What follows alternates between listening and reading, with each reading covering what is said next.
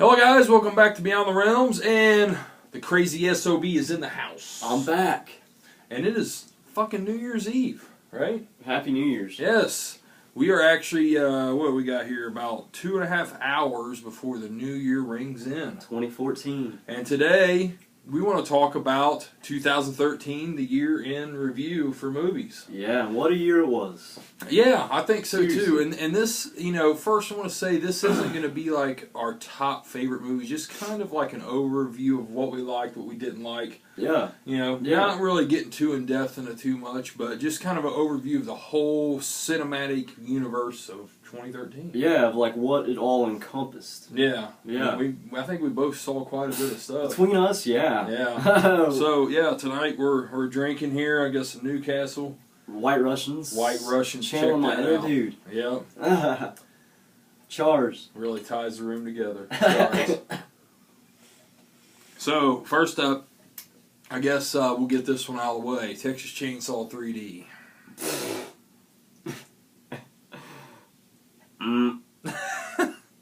I made the mistake of seeing it in the theater. Absolutely hated it, which, anyone that's watched my review has seen me rip it apart. But you got to watch it last time you're in town here. Oh, yeah, and it was an adventure. Yeah. Gosh, yeah, and the thing was, like, I made, like, a Facebook status about this, about how it would, like, why is it called Part 2? I mean, it didn't make any sense to me. No. And that's why I was like, I'm not seeing this in theaters. I thought it looked like garbage. And I saw it and I was like, this is garbage.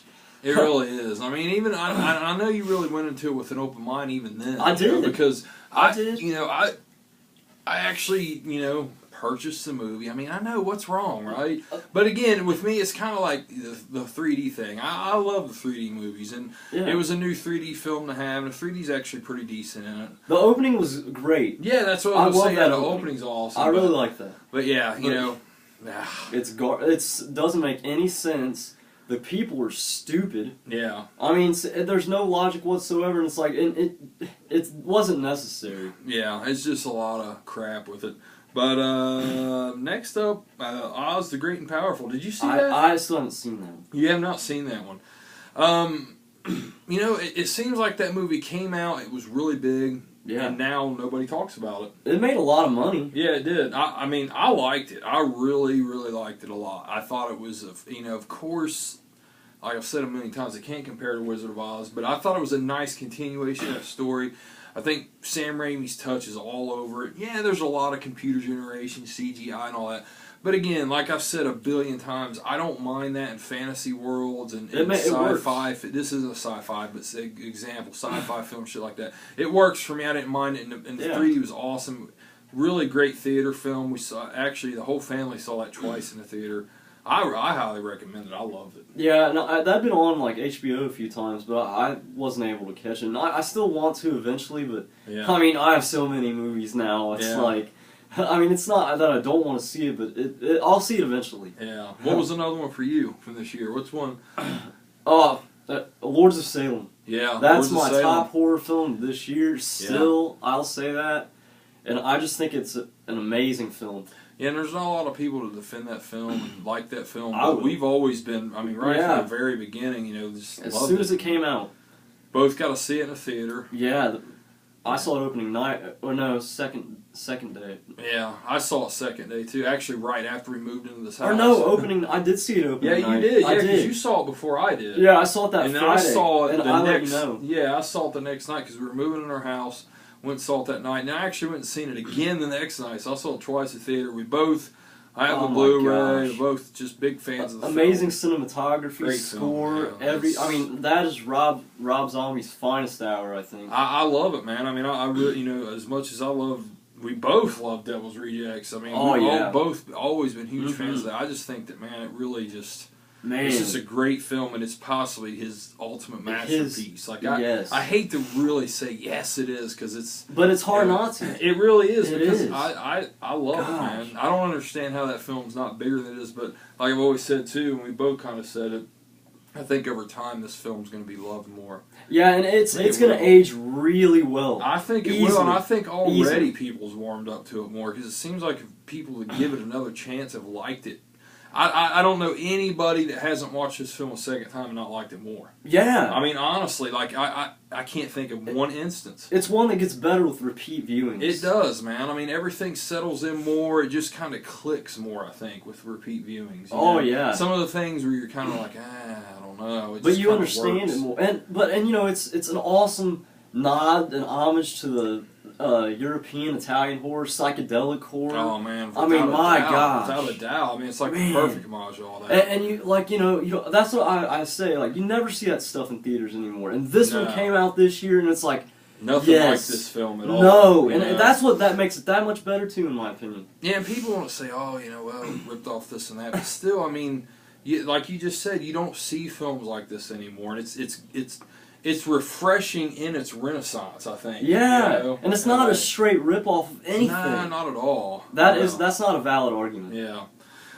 So yeah, we'll try to get through these a little bit quicker. I don't know. We're already 6 minutes in. We got a ton of films to go. Mama, you see Mama in the theater, right? I like that. It was okay, but man, the CGI took it down a lot. It really did. I totally agree. Like, I think it had a good creepy story, but man, the CGI and the creature or ghost. I just expected more from a Guillermo del Toro produced. I mean, not just all straight. That CGI was just. They kind of just half-assed that, you know. And you look back at even like films like Pan's Labyrinth. That, you know, there's some heavy CG creature effects in that, but it looks really good. Works. It really. It's just like, what happened here? Yeah, because it just looked like a video game. Yeah, it really did. Like it. I mean, it severely knocked it down for me. I mean, I reviewed that, and you can go back and watch a review. And I mean, I love the film up until the end. It's just like, it just really killed it for me, man. And it got really predictable. Yeah, it did. Like, VHS 2. Oh, I still haven't seen that. You haven't seen that one yet. I really liked it. I mean, I Safe Haven, I heard. Yeah, Safe Haven is, I like I've always said, it's the best out of both movies. I think it's phenomenal, and I would like to see a feature length film of that segment. But yeah, that was a good one. What's another one for you? Man of Steel. Oh my gosh, yes, that movie made me a Superman fan. Yeah, which Krazy and I did a review of together. That. Go back and watch. Yeah. And that was a great film. Yeah, and everybody says, "Oh, it's too depressing. It's too like Nolan's Batman." I can see that, but I don't agree. I think it's a contemporary take on Superman. I think it's a little too serious. I mean, I liked it, but like I said before, I think it's a little too serious. I think they kind of sap the fun out of it, or whatever however you want to say that. I can see that too. But then again, I don't know. I went back and rewatched it, and I don't know. I like it. It's a fun film. It's a good superhero film. It's entertaining, and that's all I care about. That's one of my favorite films of this whole year. Yeah. Now Oblivion. You haven't got to see Oblivion, right? No, I still need to. Man, I always said, man, I love it. It's one of my favorite films of this year. When I do my top 10 list, it's for sure going to be in there. That's another film, kind of like Lord of Sam. A lot of people shit on, a lot of people didn't like. People said it was derivative, this and that, and this and that. And yeah, certain parts of it were. And, there is another film, which I won't mention here, that it's heavily compared to. But like I've told you, you know what it is, and we won't mention it. But I think it takes the idea of that film and perfects it. Now, I'm sure 99 out of 100 people are going to disagree with me on that. But I think that it takes the idea of that film, it supposedly rips off and perfects it. But then again, this film was wrote before that film that it supposedly ripped off. It just took a lot longer to get into production. So yeah. And I don't like that film. So yeah, you don't. Yeah, but I think that's like I said though. I think this takes that idea of that and perfects it. I think you agree that that's a good idea for that film. Yeah, it is. But it's just I know it bored you. Oh yeah. The film that must not be mentioned. Yeah, yeah. So okay, we're gonna have to really fly through these. Evil Dead remake, Krazy. No. Yeah, we're actually, you know what? We're going to have to do this in 2 parts. There's just no fucking way we can get through all these. There's just no way. Pacific Rim? Amazing. Yeah, awesome Amazing. film. We're not going to waste time on Evil Dead bullshit remake or Maniac Cocksucking remake. Fuck that movie. I don't care. That movie sucks. It's over. I can't what? Best ever? Seriously? It's extremely overrated. Like, I've heard so many people say it's the best remake ever. No way. It's not even guys. Close to my top 10 of anything. To each their own. Yeah, and of course. I really don't get it, man. I mean, the whole POV thing got old to me within a half hour. I was fucking tired of the movie, and actually we're where everything started kicking in, I just got tired of it. And like I said, I mean, I know most people out there are going to just totally disagree because I know it's well-loved, and that's great, but man, honestly, I don't see it. I don't get it. You warned me when you watched it, and I'm like, yeah, you know, I went into it with an open mind. I did too. I really did. I was like, everybody's saying this is awesome. I'm gonna see if it's awesome. It bored me. Me too. It fucking bored me. The POV. It got overblown, overdone. Yeah. It really did. It's not worth the hype. So what were we going to talk about before we start wasting our time? Pacific Rim. Pacific Rim. How did that movie lose at the box office? That's a shame. But really, it didn't. It just was. I don't think it was the biggest hit as they expected it to be. You know what I mean? Like I think it was. I mean, it made like what, 80 million or something. Yeah. But they expected to have a lot more because it was made for a lot more. Yeah, and the budget and the marketing and all that was a lot more. But yeah. I mean, it made its money up overseas. That's what's good. You know, it made its money back. Japan, it was a huge hit. Yeah. You know, which they're, you know, the Godzilla, the kaijus, the kaiju films. Yeah. Man, what an amazing some of the best CGI I've ever seen. Man, I totally agree. And it really, like, I mean, even as good as the CG was in Transformers, this was just way better, man. Yeah. I mean, phenomenal. I've never seen a film like have that. I mean, like that kind of CG that was just like. I mean, it looks like so real, like with these giant robots and monsters. I mean, normally it looks like they do have pixelation a lot, but not this movie at all. No, man. And that just blew me away. I mean, I didn't think there was anything in it at all that looked fake. It just looked so damn real. And, you know, I think a lot of that is kind of, it can be attributed to shooting it in darker scenes. Yeah. Because CG works better like that. But also what's amazing about that is usually 3D doesn't work too well in darker scenes, but it still worked great in that film. It works amazing. Like did you see it in 3D? Oh, yeah. Yeah, I saw it in IMAX 3D and was fucking blown away. And then, actually, I've had the 3D Blu-ray for a while, but I just watched it in 3D like 2 weeks ago, and I was just like, holy shit, man, it looks just as awesome, if not better, on the home format. Like, it really looks fucking great in That's 3D. the best CG I've ever seen. I mean, the best 3D I've ever seen. Yeah, it's really, really good, man. Even better than Avatar. That's a whole other story. Yeah, I know, you saw that in the theater, didn't you? Yeah, and I wasn't impressed by the 3D, but this I was. Yeah. And everybody was gushing over Avatar 3D. I did not see that in the theater, but in the home format, Avatar is awesome in 3D.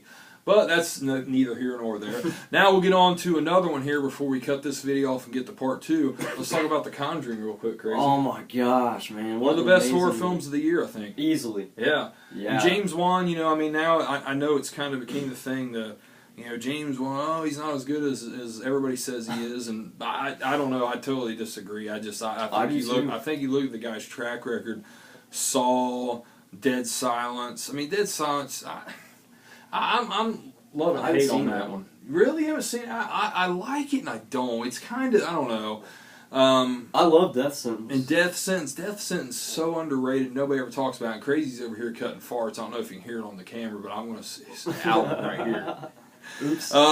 Death Sentence, and then you got The Conjuring, then you got City. I mean, I don't know, dude. To me, James Wan is, I mean, yeah, he hasn't made a lot of films, but I call him a modern master of horror, even though he, like I say, he hasn't made a lot of films. He's went away from that. I mean, the dude has made fucking films that I think have made a tremendous impact. Yeah. I mean, Saw, we'll get into this in our Saw video, but man, what a trendsetter. Dude, if Saw was a standalone film, it would be considered a modern day classic. Yeah. The sequels tainted it, even though, you know, we'll get into that stuff. But that's an example. Look at The Conjuring. That movie, I haven't seen a movie come along that really scares people like that in fucking ages, man. Like, probably since the Blair Witch Project. That, like, really freaked people out. No, I had to sleep with, like, I had trouble sleeping after I saw that. Yeah. I mean, in my dark basement, I had trouble because it freaked me out. It's a creepy movie, man. I mean, he just builds tension well. And atmosphere. He's great at that. Oh, man, tremendous.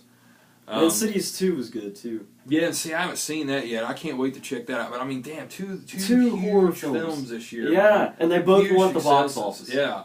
I mean, huge in returns compared to what they cost to make them. That's incredible. That's a testament to his ability. Yeah. I just think he's great. So, yeah, guys, we're going to cut this off, and we're going to come back with part 2 in our 2013, the year in review. We'll be right back, guys.